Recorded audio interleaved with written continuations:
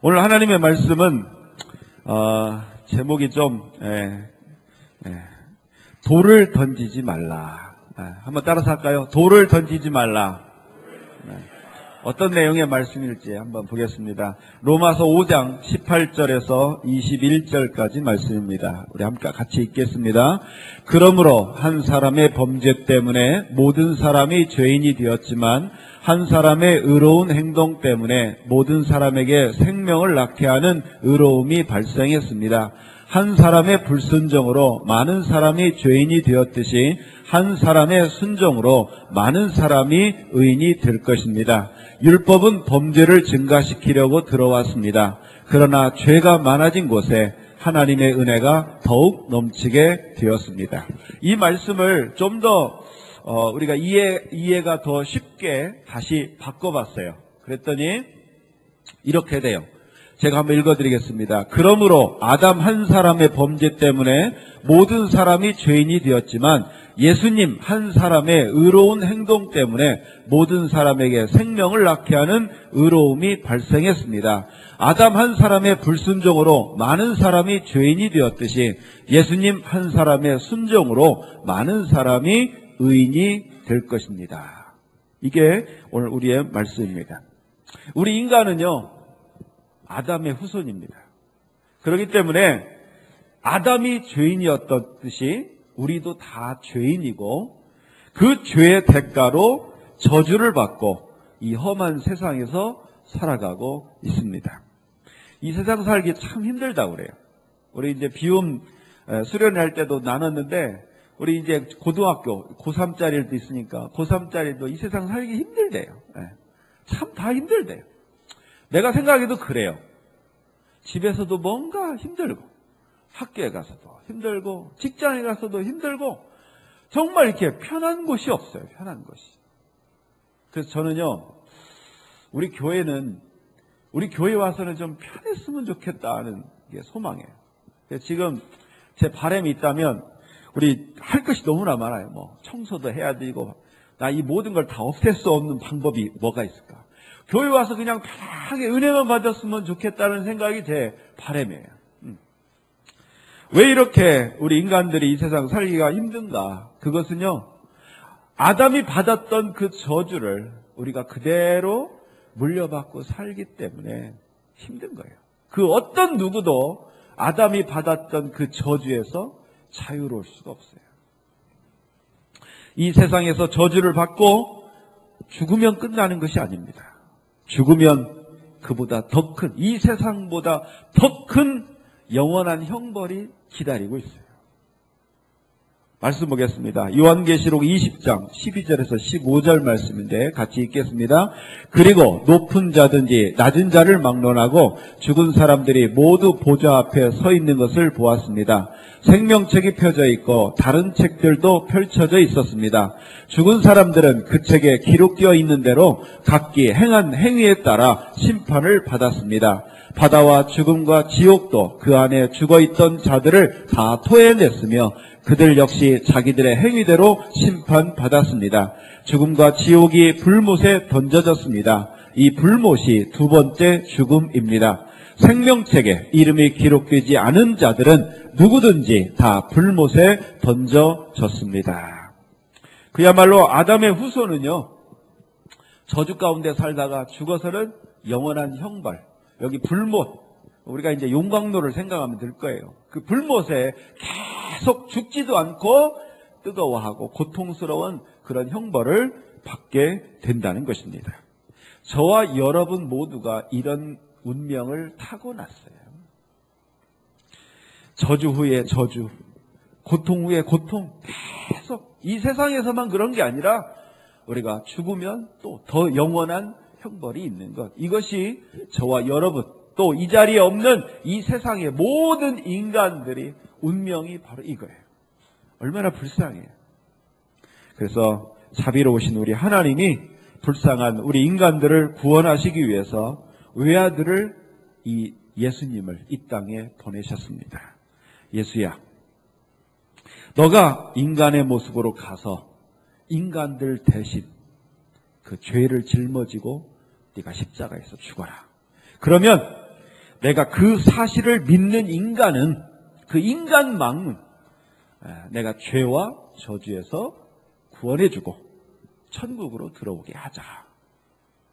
하나님의 그 자비하심을 잘 아는 우리 예수님은 그 하나님의 말씀에 순종하고 인간의 몸으로 이 땅에 오시고 죄가 없으시지만 십자가에 달려 죽으셨습니다. 그리고 죄가 없으시기 때문에 죽지 않아요. 그래서 3일 만에 부활하시고 다시 지금 하늘나라로 승천해 가고 계셨습니다. 자, 이제 예수님의 십자가가 바로 내 죄 때문에 죽으신 것이구나. 내가 그 사실을 믿으면 내 모든 죄가 용서되고 나는 저주가 아니라 축복을 누리게 되고 내가 죽어서는 불못이 아니라 내가 천국으로 가는구나. 이 사실을 믿는 사람, 그 믿는 사람들이 이제는 구원받는 것만 남았어요. 저와 여러분은 바로 그 사실을 믿습니다. 우리 복음이 뭡니까? 오직 간단한 거예요. 인간 아담의 후손은 다 죄인이고 그래서 저주받고 그래서 지옥에 가고 불못에 빠진다. 그러나 예수님을 믿고 예수님이 내 대신 죽으셨다는 사실을 내가 진심으로 믿으면 우리 하나님은 그래, 너 네가 믿는구나. 내가 네 죄를 용서하겠다. 그리고 너는 이 세상에서 저주가 아니라 너를 축복으로 인도하겠다. 그리고 너를 천국으로 인도하겠다. 바로 이 사실이 복음인 거예요. 이 복음을 믿는 사람들은 우리 주님께서 약속하신 대로 축복으로 인도하시고 천국으로 인도하시는 거예요. 이 은혜를 받은 사람, 이것이 바로 우리 성도들입니다. 성도들. 그래서 우리 예수님을 믿는 우리 성도들은요, 하나님의 은혜를 받은 사람, 예수님의 은혜를 받은 사람이에요. 그래서 우리 예수님을 믿는 우리 모든 성도들은 아담이 받았던, 아담 이후에 모든 인간들이 받았던 저주를 우리는 저주가 바뀌어 축복으로 될 것입니다. 아직 힘들게 신앙생활 하시는 분들이 있어요. 아니에요. 그게 끝이 아닙니다. 우리가 성령님의 감동대로 잘 살다 보면 지금 우리의 저주와 고난과 고통이 축복으로 바뀌는 것을 믿으시기 바랍니다. 그리고 우리를 위해서는 영원한 천국이 예비되었다는 사실을 믿으시기 바랍니다. 정말 믿으시면 우리 큰 소리로 아멘 합시다. 아멘. 그런데 우리 하나님과 예수님의 은혜를 받은 우리 성도들은요, 둘 중에 하나예요. 둘 중에 하나. 첫째는 은혜를 받았지만 은혜를 잘 모르는 사람들이 있어요. 둘째, 은혜를 늘 기억하면서 감사하며 은혜를 아는 사람이 있습니다. 여러분 어떻습니까? 나는 은혜를 잘 아는 사람인가? 아니면 순간순간 까먹고 은혜를 잘 모르는 사람인가? 여러분 어떻습니까? 근데 아무리 생각해도 내가 은혜를 잘 아는 사람인가? 내가 은혜를 잘 잊어버리는 사람인가? 잘 이렇게 분간하기 어려워요. 그래서 제가 은혜를 기억하고 아는 사람의 특징을 한 가지 알려드리겠습니다. 마태복음 18장에는 예수님이 이런 이야기를 하십니다. 어떤 주인이 장부를 보니까 이제 종들이 쭉 이렇게 빚이 적혀 있어요. 근데 어떤 종이 10,000달란트라는 큰 돈을 빚을 졌어요. 한 달란트는 육체 노동자, 노가다꾼들이 20일 동안 이렇게 받는 품삯이 한 달란트입니다. 그러니까 이제 우리나라로 보면 뭐 기술자 아닌 품삯이 한 5만 원 정도 간다. 그러면 5 곱하기 20 하면 100만 원이 되는 거죠. 이게 1달란트예요. 근데 10,000달란트다. 100만 원 곱하기 10,000 하니까 100억이에요. 100억. 그렇게 큰 돈을 빚졌는데 종이 어떻게 갚겠어요? 그러니까 주인이 참 그 종에게 은혜를 갚아주고 싶었어요. 그래서 내가 은혜를 베풀어야 되겠다. 그래서 불러다가 네가 나한테 100억을 빚졌는데 내가 하나도 안 받겠다. 이 100억 내가 지우겠다. 해줬어요. 자, 그런데 이 100억을 탕감받은 종이 길을 가다가 또 자기에게 빚을 진 다른 종을 만났어요. 근데 그 종이 얼마나 빚을 졌냐? 100데나리온을 빚졌어요. 1데나리온은 뭐냐? 노동자 하루 품삯이에요. 5만 원 곱하기 100데나리온이면 500만 원이죠. 근데 사실 종에게 500만 원도 사실 큰 돈인 거예요. 그러니까 못 갖고 있는 거예요. 그런데 이 10,000달란트, 100억을 탕감받은 종이 그 500만 원 빚진 종을 멱살을 잡고 너 왜 나한테 돈 안 갚아? 그리고 감옥에 쳐놨어요. 그리고 그 돈을 다 받아냈어요. 500만 원을. 다 받아내고 이제 풀어줬어요. 근데 주인이 그렇게 100억을 탕감해주고 그 500만 원을 받겠다고 멱살 잡고 감옥에 쳐놓은 모든 것들을 본 다른 종들이 있었어요. 너무 기가 막힌 거예요. 그래서 다른 종들이요, 주인에게 그 사실을 알렸어요. 주인이 듣고 어떻게 했는지 아십니까? 우리 마태복음 18장 32절에서 35절 말씀 읽겠습니다. 그러자 주인이 그 종을 불러 말했다. 이 악한 종아, 내가 나에게 빌기에 내가 내 모든 빚을 없던 것으로 해주었다. 내가 내게 자비를 베풀었던 것처럼 너도 내 동료에게 자비를 베풀어야 하지 않느냐. 그 주인은 매우 화가 나서 그 종을 감옥에 넣고 자기에게 빚진 것을 다 갚을 때까지 감옥에 있게 하였다. 이와 같이 너희가 형제를 마음으로부터 용서하지 않는다면 하늘에 계신 내 아버지께서도 너희에게 이같이 하실 것이다. 여러분, 진짜 은혜 받은 사람이 누군지 아세요? 그걸 아는 방법은 뭐냐면 은혜를 베푸는지를 보면 돼요. 진짜 은혜 받은 사람은 은혜를 베풀 줄 알아요. 근데 많은 사람들이 은혜를 받았으면서도 은혜를 베풀지 못하고 돌을 던지고 있습니다. 요한복음 8장에 보면 가늠하다가 현장에서 붙잡혀온 한 여인 이야기가 나옵니다. 사람들은요, 이 여인을 질질 끌고 왔어요. 그리고 한 손에 돌을 들고 예수님께 말합니다. 율법에 의하면 현장에서 붙잡힌 여인은 돌로 쳐 죽여야 됩니다. 당신은 뭐라고 하겠습니까? 돌을 들고 얘기하는 거예요. 그러자 예수님이 뭐라고 말씀하시는지 아십니까? 너희 중에 죄 지은 적이 없는 사람이 먼저 이 여인에게 돌을 던져라. 그러자 한 사람씩 사라지더니 돌 들고 던지려고 했던 모든 사람이 다 사라졌어요. 그리고 예수님도 그 여인에게 이렇게 말씀합니다. 나도 너를 정죄하지 않는다. 가거라. 그리고 다시는 죄를 짓지 마라. 이 이야기를 통해 예수님이 우리에게 말씀하시는 것은 한마디입니다. 다른 사람에게 돌을 던지지 말고 너도 나처럼 은혜를 베풀어라. 네가 나에게 은혜를 받았느냐? 너도 다른 사람에게 은혜를 베풀어라.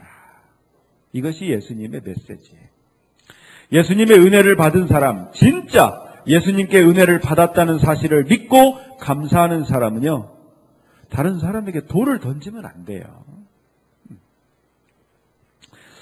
아니, 목사님, 그럼 잘못하는 사람들 어떻게 내버려 두란 말입니까?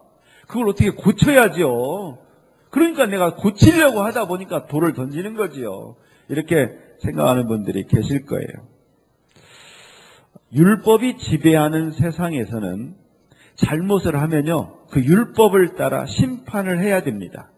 그리고 죄만큼 정죄를 해야 되고 돌을 던져야 됩니다.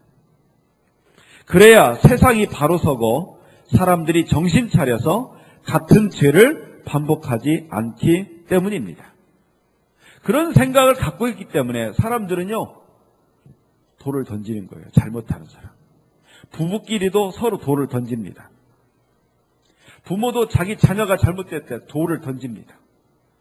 친구한테도 돌을 던지고 어제까지 웃던 사람에게도 돌을 던지고 심지어는 교회에서 와서까지, 교회에서도 서로 돌을 던집니다. 그러다 보니까 어떻게 되겠습니까? 멍이 들고 상처가 나고 무섭고 두려워서 관계가 위축되고 단절이 됩니다. 그러니까 돌 던지는 사람이 있는 곳은요, 무서워요. 가정이 무서워요. 가정이 평안하지 않아요. 그 사람이 만나는 사람들이 편치 않습니다. 왜? 언제 돌을 던질지 모르니까. 그러니까 이 돌 던지는 사람은요, 모든 관계를 서서히 금이 가게 만들고 깨트리고, 사람이나 세상을 좋게 변화시키는 것이 아니라 오히려 좋은 의도로 돌을 던지는데 그것 때문에 오히려 더 망치는 현상이 벌어지는 거예요. 그렇기 때문에 사람이나 상황을 좋게 변화시키는 가장 좋은 방법은요, 돌을 던지는 게 아니에요. 돌 던지는 것은요, 이 저주받은 세상의 방식입니다. 우리 은혜를 받은 우리 성도들은 어떻게 사람을 바꾸고 상황을 바꾸느냐? 은혜를 베푸는 거예요. 은혜를 베푸는. 혹시 여러분 이게 누군지 아십니까?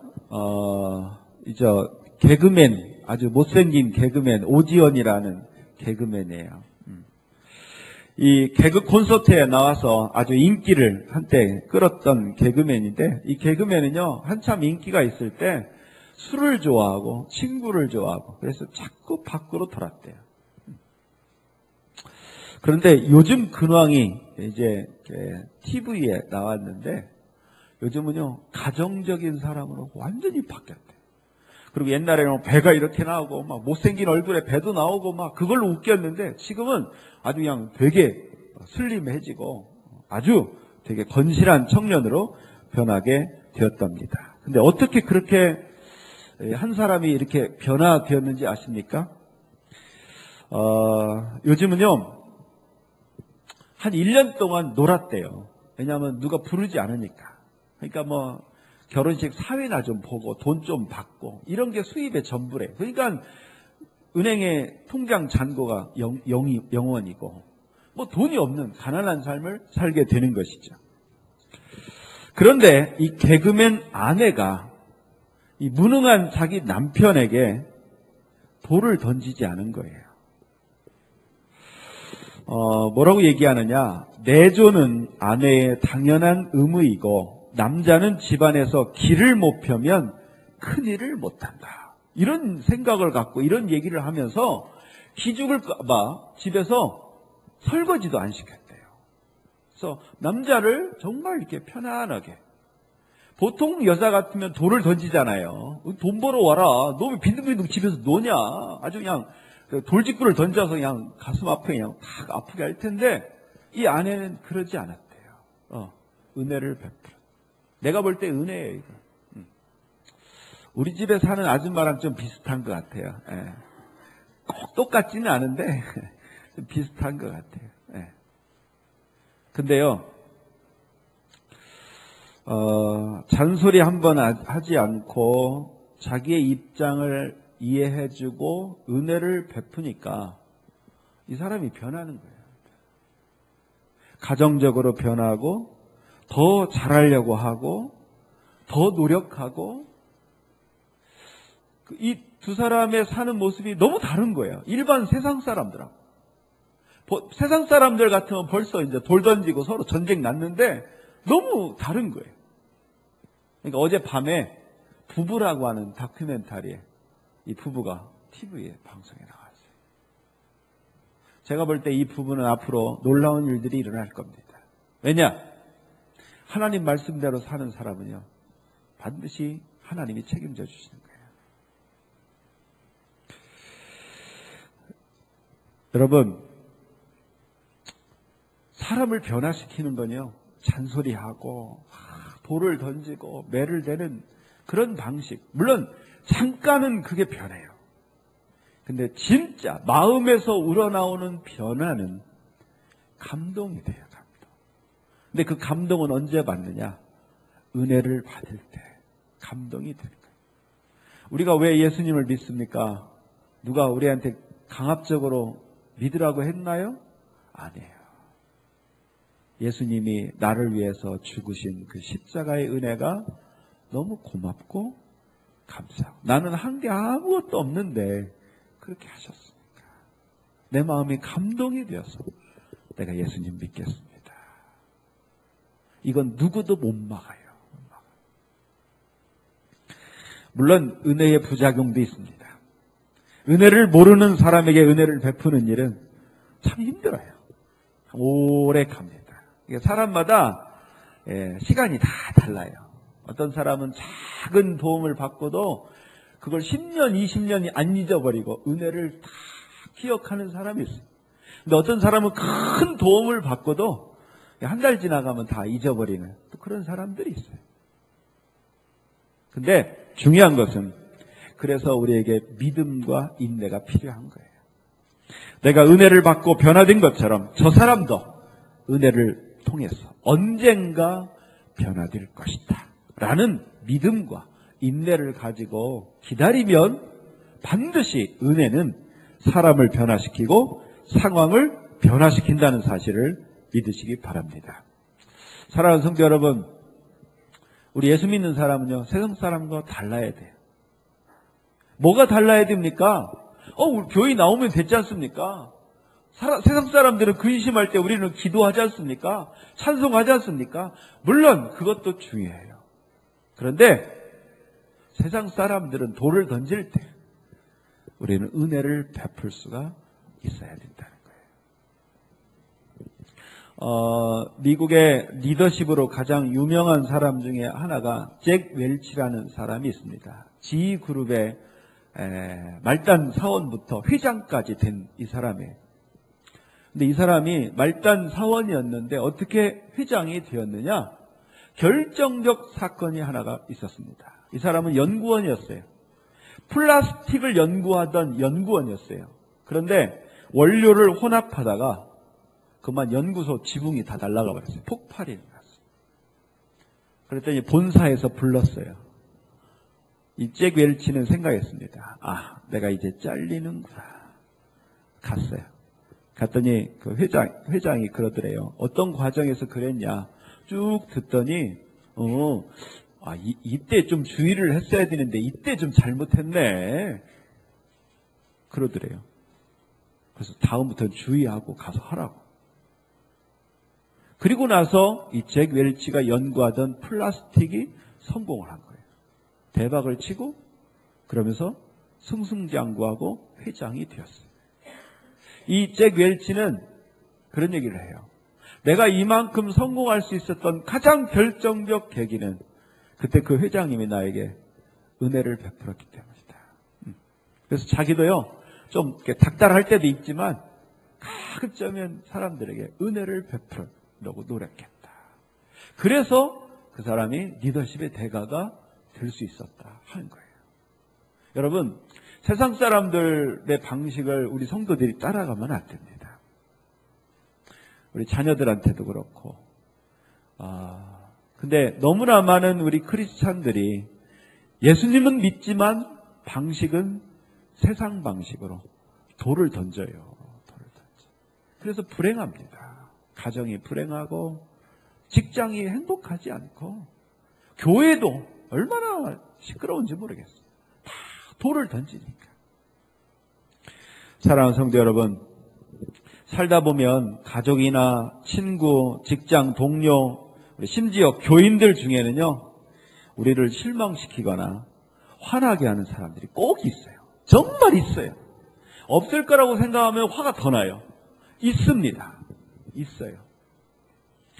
근데 그때 저주받은 아담의 후손인 이 세상 사람들처럼 돌을 던지지 마시기 바랍니다. 그 돌을 던지면 우리는 예수님의 방식대로 사는 게 아니에요. 반대로 우리에게 은혜를 베푸신 예수님처럼 가서 다시는 하지마, 그렇게 타이르면서 은혜를 베푸시기 바랍니다. 진짜 은혜 받은 사람은 누구냐? 은혜를 베푸는 사람이에요. 그런 사람이 있는 가정에 은혜가 넘치고 그런 사람이 있는, 그런 사람이 많은 교회가 은혜가 넘치고, 그런 사람이 만나는 사람마다 화목해지는 거예요. 화목해지는. 그렇게 은혜를 베푸는 사람이 진짜 예수님께 은혜 받은 사람, 진짜 구원받을 사람입니다. 아까 분명히 우리가 하는 대로 하나님은 심판하신다고 그랬어요. 내가 은혜를 베풀어야 하나님도 우리에게 결국은 은혜를 베푸신다고 하시는 거예요. 지금 많은 가정에 불화가 있습니다. 많은 인간관계 속에서 억울한 일도 많습니다. 올바른 정의감에 의해서 돌을 던지기도 합니다. 그런데 중요한 것은 은혜를 베풀 때 은혜를 받은 사람은 반드시 변화된다는 사실. 이 사실을 믿는 게 진짜 예수님 믿는 거예요. 그리고 예수님처럼 사는 사람, 그것이 진짜 예수님의 제자고 그런 사람이 구원을 받는 것입니다. 그냥 교회 다닌다고 다 구원받는 거라면 너무 쉽지요. 예수님처럼 돌을 던지지 않고 은혜를 베푸는 저와 여러분들이 되시길 주님의 이름으로 축원합니다. 우리 옆에 사람에게 이렇게 인사할까요? 돌을 던지지 맙시다. 왜 최영아 집사님 안 해? 돌을 던지지 맙시다. 또 따라서 합니다. 은혜를 베풉시다. 어려워요. 돌이 먼저 가요. 근데 예수님을 생각하면서 우리가 은혜를 베풀 때요, 돌아오는 건 돌이 아니라 더 귀한 사랑이 될 것을 믿으시기 바랍니다.